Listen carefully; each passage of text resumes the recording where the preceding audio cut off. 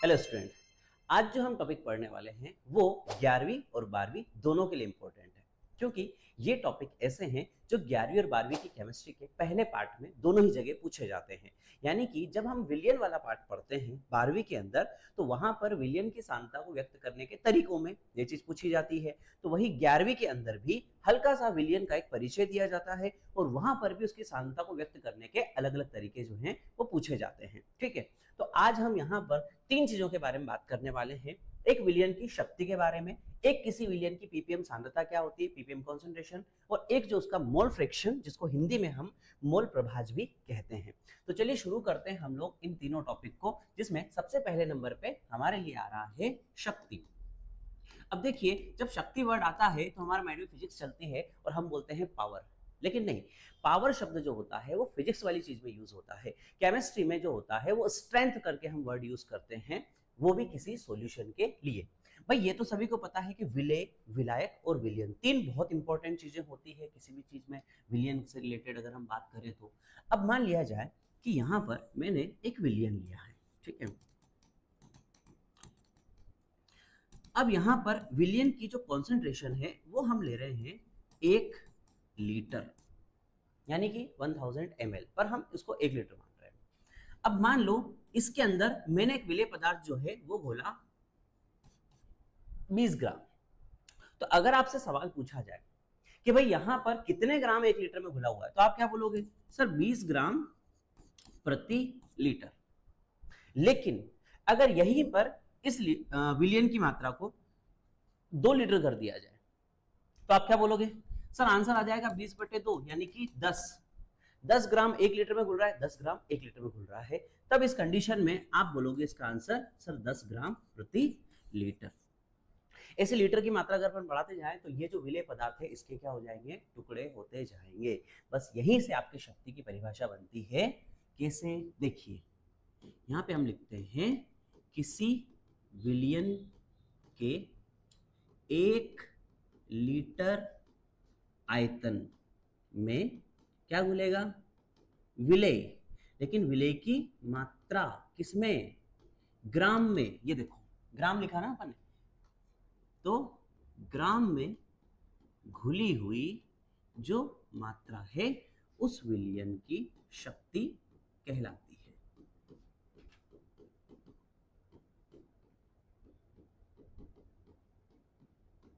आया समझ में? हम आयतन जो लेते हैं कम से कम वो 1 लीटर लेते हैं। तो 1 लीटर आयतन में विलेय की मात्रा, लेकिन कौन सी मात्रा? ग्राम में घुली हुई जो मात्रा होती है वो उस विलियन की स्ट्रेंथ कहलाती है, या फिर उसी को हम उस विलियन की शक्ति कहते हैं। अब एक और चीज, अब आपने देखा कि इसका जो मात्रक है ना, उसका मात्रक क्या आया? ग्राम प्रति लीटर। तो यहां से आपका एक ऑब्जेक्टिव और बनता है कि शक्ति को और हम क्या कह सकते हैं? तो शक्ति को कहा जाता है ग्राम प्रति लीटर सांद्रता। ये भी इसका एक बहुत इंपॉर्टेंट फैक्टर रहेगा। ठीक है, तो आ गया शक्ति समझ में। शक्ति के अंदर खाली एक डेफिनेशन आएगी, एक मात्रक आ जाएगा, और उस मात्रक से उसका एक और नाम निकल करके आता है ग्राम प्रति लीटर सांद्रता, ग्राम पर लीटर कॉन्सेंट्रेशन, जिसको हम लोग इंग्लिश में बोलते हैं। ठीक है, तो ये आपका यहाँ पर पहला टॉपिक कंप्लीट, शक्ति वाला। ठीक है, दूसरा आपका होता है पीपीएम सांद्रता, इंग्लिश में कहा जाता है पीपीएम कॉन्सेंट्रेशन। ठीक है, पिछले वीडियो में हमने प्रतिशतता के बारे में बात करी, और हमने प्रतिशतता के बारे में कैसे बात करी थी, चलो समझते हैं। हमने लिखा था विलेय की मात्रा, विलियन की मात्रा, और आपको प्रतिशत, भाई प्रतिशत 100 से ज्यादा तो होते नहीं है, तो आपने 100 का गुणा कर दिया था, यानी कि 100 भाग करे थे। तो देखिए हमने क्या लिखा था कि विलियन के 100 भागों में विलेय के भागों की संख्या उस विलियन की प्रतिशतता कहलाती है। अब यहां पर पीपीएम आया है, तो पहली बात तो ये कि पीपीएम का मतलब क्या होता है? पीपीएम का मतलब होता है पार्ट पर मिलियन। जैसे कि 100 अगर आप हिस्से करके देखते हो तो वो आपकी प्रतिशतता होती है, लेकिन यहाँ पे मिलियन हिस्से करना है, तो भैया मिलियन कैसे होता है? तो 1 मिलियन बराबर कितना होता है? कम से कम तो ये चेक करना पड़ेगा। तो वो होता है आपका 10 लाख, और अगर हम उसको घात के रूप में लिखें तो वो हो जाएगा 10 की घात 6। इसका मतलब ये हुआ कि जब हम इस जगह 10 की घात 6 का गुणा कर देते हैं तो इसके मिलियन टुकड़े कर देते हैं, तो यानी उसके मिलियन टुकड़ों में उसका हिस्सा कितना है, उसका पार्ट कितना है, उसको हम लोग बोलेंगे पार्ट पर मिलियन।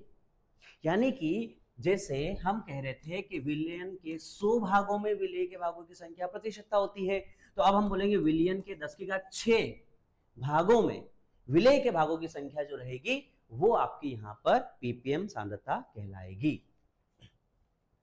तो देखो इस टाइप से आपका पीपीएम कॉन्सेंट्रेशन जो है वो पूछा जाएगा। तो हम विलियन के कितने हिस्से कर रहे हैं उस चीज को अपन समझने की कोशिश करते हैं यहां पर, ठीक है। तो देखो परिभाषा ऐसे आएगी, किसी विलियन के 10 की घात 6 भाग में विलेय के भागों की संख्या उस विलियन की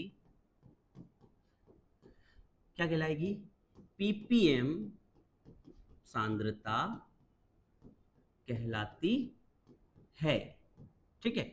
अब यहां पर अगर हम इसके फॉर्मूले पर जाएं तो देखिए पीपीएम सांद्रता बराबर क्या हो जाएगा, सीधी सी बात है, ऊपर विलेय आएगा नीचे विलेय आएगा, सही हमेशा की तरह। तो यहां देखिए विलेय की मात्रा, ठीक है, नीचे क्या आ जाएगा, विलियन की मात्रा। एंड अगेन फिर रिमाइंडर करवा दूं मैं आपको कि जब हमको उसको 100 टुकड़े करने होते हैं प्रतिशतता के हिसाब से तो हम 100 का गुणा करते हैं, और जब हम यहाँ पे मिलियन की बात कर रहे हैं तो ये आ जाएगा 10 की घात 6। तो इस हिसाब से ये आपका फॉर्मूला कंप्लीट। तो आपका सेकंड टॉपिक यहाँ पे मैंने कंप्लीट करवा दिया है, जिसको अपन बोलते हैं पीपीएम सांद्रता। तीसरा टॉपिक थोड़ा सा बड़ा है, उसको अच्छे से और ध्यान से आप लोग समझिएगा। टॉपिक हमारा है मोल प्रभाज, जिसको हम लोग मोल फ्रैक्शन भी बोलते हैं, ठीक है। अब मोल शब्द से सब परिचित है भैया, मोल एक संख्या होती है 6.023 × 10⁻23, ठीक है। अवोगाद्रो संख्या बोलते हैं क्योंकि उसको अवोगाद्रो ने दिया था, ठीक है। अब मोल प्रभाव से रिलेटेड अगर अपन बात कर रहे हैं तो देखिए हम बात करेंगे सबसे पहले, मान लो मेरे पास विलेय के मोल हैं, ठीक है। इसी प्रकार से मेरे पास विलायक के भी मोल हैं, ये मान लेते हैं। और अगर मैं दोनों को जोड़ देता हूं तो मेरे पास विलियन के भी मोल आ जाएंगे। तो हम इमेजिन करते हैं कि मान लो मेरे पास एक N1 है एक N2 है, तो मेरे पास विलियन क्या हुआ, N1 + N2। हम मोल की बात कर रहे हैं तो देखो यहां पर विलेय के मोल मान लेते हैं N1 है, विलायक के मोल मान लेते हैं N2 है, तो विलियन के मोल कितने हो जाएंगे, N1 + N2। अब देखो एक्चुअल में मोल प्रभाज क्या है, मोल प्रभाज का मतलब ये है कि आपका जो विलियन बना हुआ है उसमें विलेय का मोल वाला पार्ट कितना है, और उसी प्रकार से जो आपका विलियन है उसमें विलायक का मोल वाला पार्ट कितना है। तो हम जो कैलकुलेशन करते हैं विलेय की और विलायक की, वो हम करते हैं मोल के अकॉर्डिंग, हम उसके मोल निकालना चाह रहे हैं, इसीलिए उसको हमने क्या नाम दिया, मोल प्रभाज। तो इसका मतलब ये हुआ कि मोल प्रभाज जो रहेगा वो दो का रहेगा, एक विलेय का और एक विलायक का, विलियन का नहीं रहेगा, ठीक है। तो देखो यहां पर हम लिखते हैं सबसे पहले विलेय का मोल प्रभाज। एक बहुत शानदार तरीका मैं आप लोगों को बताऊंगा, देखो, ताकि उसके जरिए आप बहुत आसानी से देखो इसकी परिभाषा भी लिख सकते हो और कभी न्यूमेरिकल आए तो उसको भी आप सॉल्व कर सकते हो, ठीक है। दूसरा जो हम लिखेंगे वो है विलायक का मोल प्रभाज, ठीक है। दो चीजें हैं यहां पर। अब देखिए आपको क्या करना है, सबसे पहले नीचे की तरफ जो राशि लिखना है वो आ जाएगी विलियन की। तो मान लो मैं दोनों तरफ राशियां लिख रहा हूं विलियन की, N1 + N2, और यहां पे भी लिख दिया N1 + N2। अब अगर आपको विलेय का मोल प्रभाज चाहिए तो विलेय के मोल उठा के ऊपर लिख दो, यानी कि N1। और अगर आपको विलायक का मोल प्रभाज चाहिए तो यहां पर क्या करना है, विलायक के मोल उठा के ऊपर लिख दो, यानी कि N2। देखिए ध्यान से, तो आपने क्या किया, विलियन के अंदर ही हिस्सा निकालना है ना आपको, तो विलियन के अंदर जो हिस्सा निकालना है वो ऊपर लिखना है। ये सबसे सिंपल तरीका है कि विलेय का मोल प्रभाज चाहिए तो विलेय के मोल ऊपर लिख दो, विलायक का चाहिए तो विलायक के मोल ऊपर लिख दो, और नीचे विलियन की मात्रा लिख दो, ठीक है। अब आते हैं परिभाषा पर। अगर आप ध्यान से देखो, ऊपर किसके मोल हैं, विलेय, नीचे क्या है, विलियन, और ये क्या है, अनुपात, आपका रेशियो। अच्छा इधर देखिए, ऊपर यहां पर क्या है, विलायक, नीचे तरफ कौन सी राशि है, विलियन।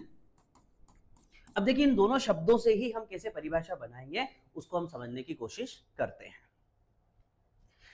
ये तो पता है कि हम विलियन के अंदर देख रहे हैं, तो देखिए किसी विलियन में विलेय के मोल और विलियन के मोल की संख्या का अनुपात विलेय का मोल प्रभाज कहलाता है। क्लियर। अब यहां देखिए किसी विलियन में विलायक के मोल और विलियन के मोल का अनुपात विलायक का मोल प्रभाज कहलाता है। आपका सारा काम यहां पर एक तो फार्मूले से हो जाएगा और दूसरा काम आप यहां पर इस हिंदी मीनिंग को देखिए। अगर आप इसको सीखेंगे कि विलेय बटे विलियन था, हाँ विलायक बटे विलियन था, तो उसकी मोलों की संख्या का जो अनुपात है वही आपका मोल प्रभाज निकल के आ रहा है, या तो विलेय का या फिर विलायक का। ठीक है, तो एक बार और अच्छे से इसको आप समझ लीजिएगा। वीडियो समझ में नहीं आया हो तो दोबारा चला करके देख लीजिएगा। कितनी राशियां पढ़ी है हमने यहाँ पे, देखिए एक हमने शक्ति पढ़ी है, मात्रक में आपको बता चुका हूँ, ग्राम प्रति लीटर सांद्रता है। ठीक है, दूसरा हमने पीपीएम सांद्रता देखा है, इसके अंदर आप 10 की घात 6 थोड़ा ज्यादा इंपॉर्टेंट है, ध्यान रखिएगा। और तीसरा जो हमने पढ़ा है यहाँ पर वो आपका है मोल प्रभाज। बहुत सिंपल तरीका है, देखिए फार्मूले से रिलेटेड भी और आपकी हिंदी मीनिंग से रिलेटेड भी, ताकि आप परिभाषा भी इसकी लिख सको। और मैंने क्या कहा, 11वीं और 12वीं दोनों में ये टॉपिक जो है वो इम्पोर्टेंट है। तो अच्छे से पढ़िएगा और समझिएगा और परीक्षा की तैयारी करिए।